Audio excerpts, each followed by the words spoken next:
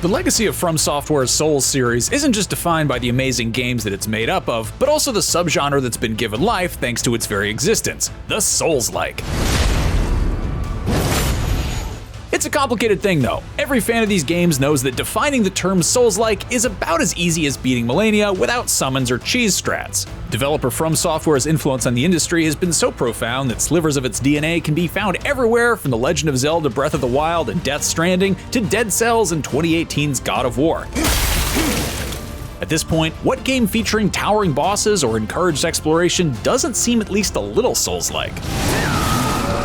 To keep our rankings somewhat coherent, we're boiling the essence of Souls-like down to a number of key building blocks. To be eligible for this list, a game must have punishing consequences for death, a currency gained by defeating enemies that is integral to character progression and can be lost upon death, deliberate combat, typically tied to a stamina meter or similar resource, and checkpoints that reset the world. While those are the essentials, we're also looking for a complex narrative, impressive boss battles, an immersive world made up of interconnected levels, and as little hand-holding, spoon-feeding, or signposting as possible. Oh, and games that are not developed by FromSoftware. This is a list of the best Souls-likes, not the best Souls games. And yes, we're including Sekiro, Bloodborne, and Elden Ring under that banner too. Now that that's out of the way, let's get on to the full list.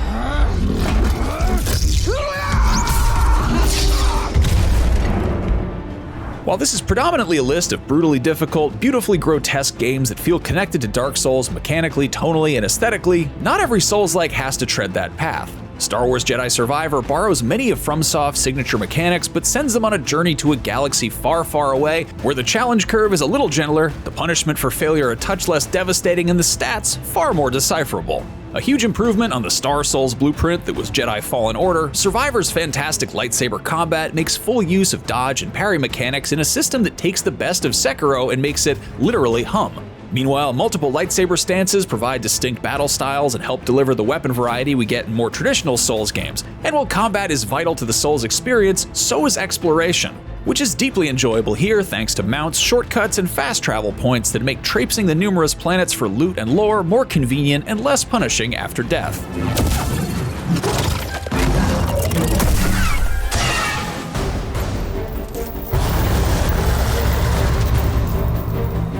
The original Lords of the Fallen, released in 2014, has gone down in history as a textbook example of what not to do when developing a Souls-like.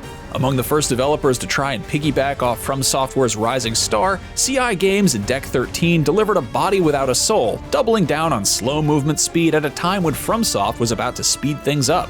The 2023 sequel/reboot rises from the dead to try again, this time to far greater success, in no small part thanks to a dual realm mechanic that takes corpse running to the next level. Lords of the Fallen is an example of a series getting a second chance at life and making the absolute most of it, and this resurrection was just the beginning. Since launch, it has benefited from a number of massive upgrades, including full cooperative mode and a new sequel on the way.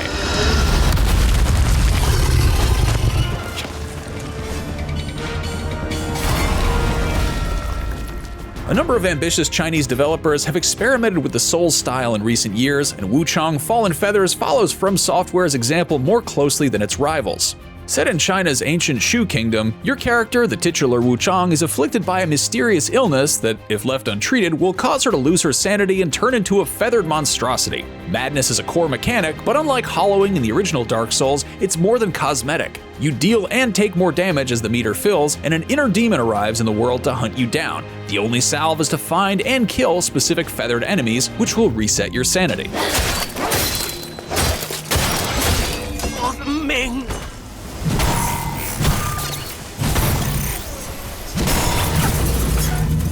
There's some debate about which of Deck 13's interactives, the Surge games, is the better one, the 2017 original or its 2019 sequel.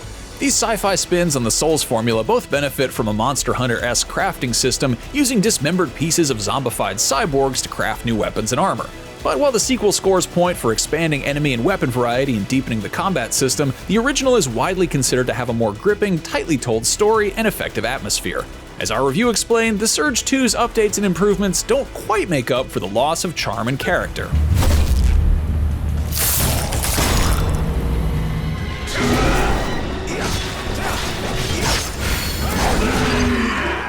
Team Ninja is a major name in the Souls-like space, and its excellent Nioh series is represented in this list's higher ranks. But in 2023, the studio swapped Sengoku period Japan for Han Dynasty China. Change of location is just the start of Wulong's different flavor though. This time, inspiration is drawn from Sekiro as opposed to Dark Souls, featuring a combat system complete with parries, a depletable spirit meter, and clearly telegraphed unblockable attacks. Praised for simplifying the at times dizzying mechanical complexity of the Nioh games, as well as a new morale system that links enemy resistance to player exploration and battle prowess, Wulong proves a worthy addition to Team Ninja's catalog.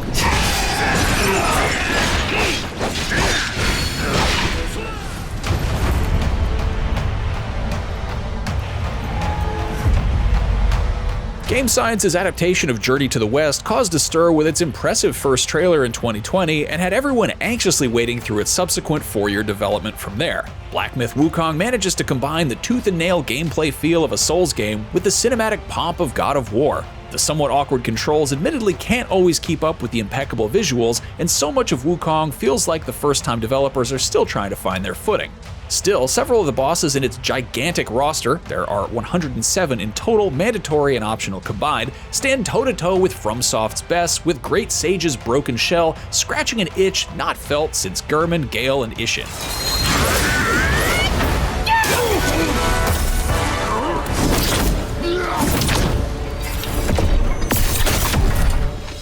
Neopol's epic revenge tale set in the same universe as its long-running Dungeon and Fighter series isn't everyone's cup of tea, but those who love the first Berserker Khazan really love it. Cell-shaded art style and explosive temper call back to Asura's Wrath of all things, while its chapter-based boss rush format edges closer to Wukong. Infuriatingly difficult, the kind that makes you bounce between resignation and euphoria, is the name of the game here as you master the fast-paced combat that takes cues from Sekiro's parry-based sword fighting and adds a little extra depth. There's nothing here that truly revolutionizes the genre, but there are some very welcome permutations, like how dying to a boss will actually net you some currency based on how far into the fight you got, rather than empty your collection entirely.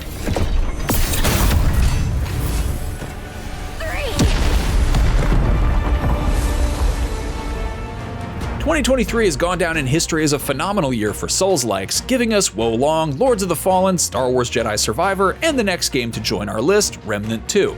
Gunfire Games' Remnant from the Ashes, released in 2019, featured one of the more interesting applications of FromSoft-derived mechanics, blending them with looter-shooter ideas to create what was lovingly referred to as Dark Souls with guns. The first Remnant had many things going for it, including some of the medium's best procedurally generated levels, and the follow-up did what any good sequel does: give fans more of what they liked while fixing what they didn't.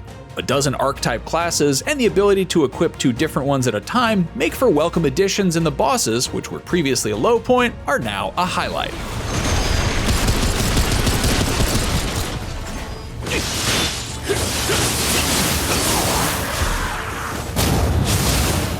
The best Soulslikes find a way to use the Souls series as a starting point and then leap off from there and do their own thing.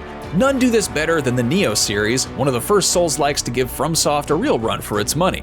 It still has all the essential qualities of a Souls-like, but developer Team Ninja managed to tweak each of these qualities in ways that make the Nioh games feel familiar, but also completely distinct. 2017's Nioh expanded the genre in ways now taken for granted, taking cues from combo-heavy hack and slashers. It's still got that careful and deliberate pace thanks to a stamina bar that governs your every action, but on top of that is a key pulse mechanic that allows you to regain that stamina with well-timed button presses after each attack, which facilitates a much faster pace to the action. And while it still features the disgusting monsters and perilous situations demanded of the genre, it possesses a more playful tone befitting its fish-out-of-water protagonist, William Adams, a real-life English sailor turned yokai hunting samurai. However, it's Nioh 2, in which you play a half yokai, that we recommend here.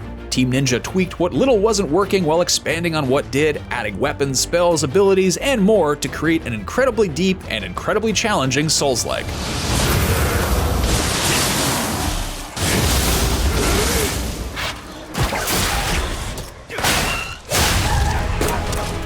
Blending Bloodborne and Sekiro with the 1880s Italian cultural icon Pinocchio, of all things, 2023's Lies of P gives you a tricked-out prosthetic arm, plus Timothée Chalamet's looks, and lets you loose in a steampunk city where automatons have turned on their human masters in a murderous frenzy.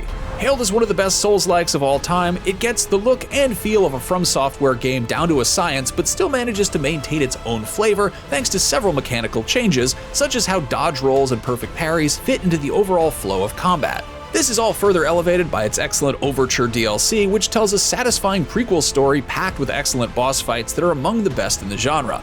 Though Lies of P doesn't shake up the formula in any significant way, its premise and execution are cut from cloth, so similar to FromSoft's you can't help but imagine Souls director Hidetaka Miyazaki himself playing this in his spare time. And more than any other game, this is the return to Yharnam that Bloodborne fans never got.